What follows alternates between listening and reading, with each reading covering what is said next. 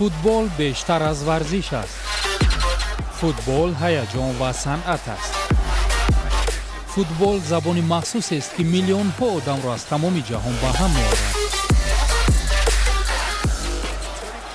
فوتبال این کار نیست، ایجاد است.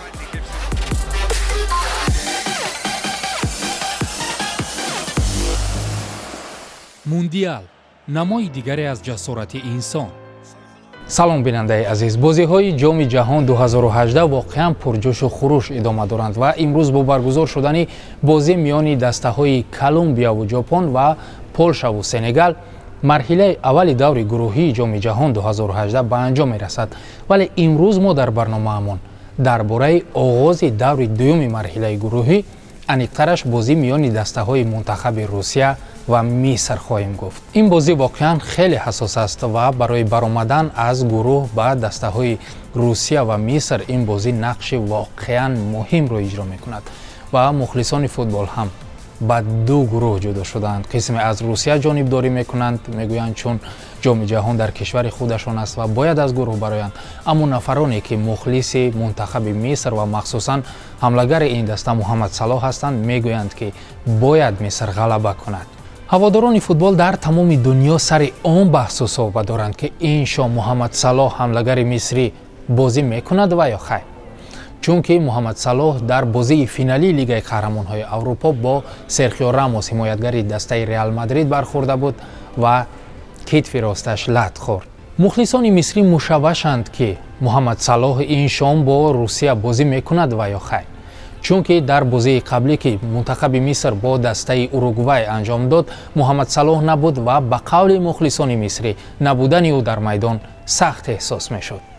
مخلصان امیدوارند روزهای خوبی تیم مصر در پیش است.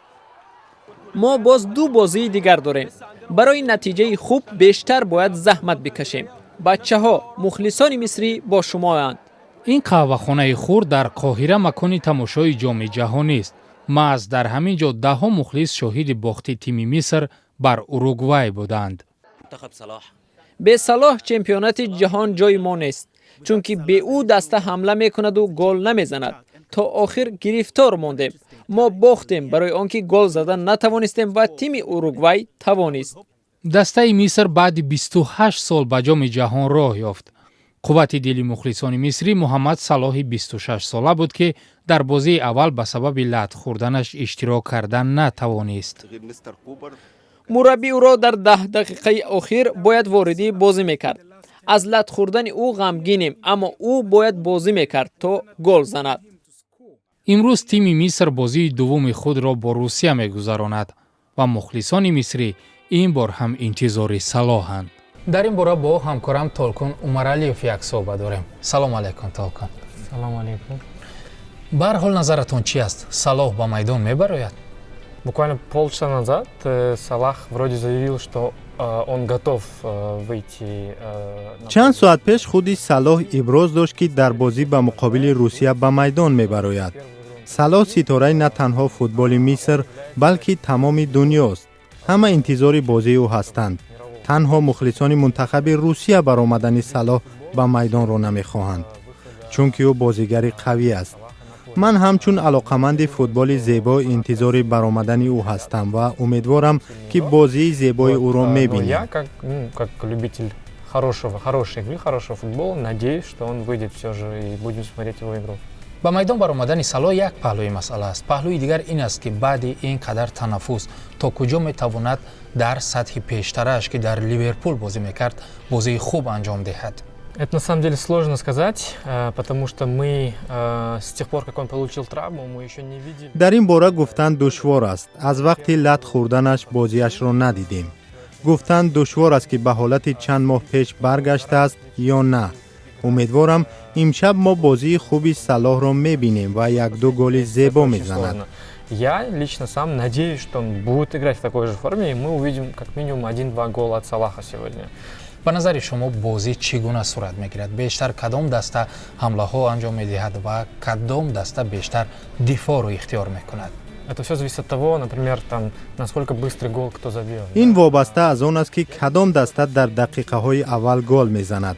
به اندیشه من تیم منتخب روسیه بسیار حمله نمی کند چونکه آنها الکی 3 امتیاز دارند و در بازی اول 5 گل زدند. به احتمال زیاد آنها بیشتر بازی با توازن و یا محافظه‌ای میکنند. مصر باشد به فکر من بیشتر به هجوم میگذارد. اگر صلاح بازی کند یقینا هجوم ها زیاد خواهند بود. Она будет однозначно больше атаковать. И именно с упором на Салаха. суоли охирин ва маъмулии мо пешгӯии шумо нисбат ба бозии дар пеш истода ба назари шумо ҳисоби бозӣ чанд бар чанд мешавад? جام جهانی امسال با نتیجه های غیر انتظار جالب است. البته این خوب است. در بازی میان دسته های روسیه و مصر من میخواهم نتیجه 2-1 به فایده مصری ها بینم. در بازی میان دسته های روسیه و مصر من میخواهم نتیجه 2-1 به فایده مصری ها را بینم. امیدوارم 2 گل را صلاح به هدف میرساند. اگر مصر غالب شود اینتریگ در این گروه باز هم زیاد خواهد شد. در این حالت هم مصر و هم روسیه 3 امتیازی میگیرند. اگر روسیه پیروز شود صاحب 6 امتیاز می شود که برای برآمدن به دور پلی آف کفایت میکند. زیاده از 3 امتیاز به دست آوردن برای روسیه دستاوردی تاریخی می شود چون که این دسته در تاریخ خود در مرحله گروهی جام جهان از 3 امتیاز زیاد به دست نآورده است. ولی به فکر من مصر غالب می آید. футбол бештар аз варзиш аст. футбол ҳаяҷон ва санъат аст. футбол забони махсусест ки миллионҳо одамро аз тамоми ҷаҳон ба ҳам меорад. футбол инкор нест, эҷод аст.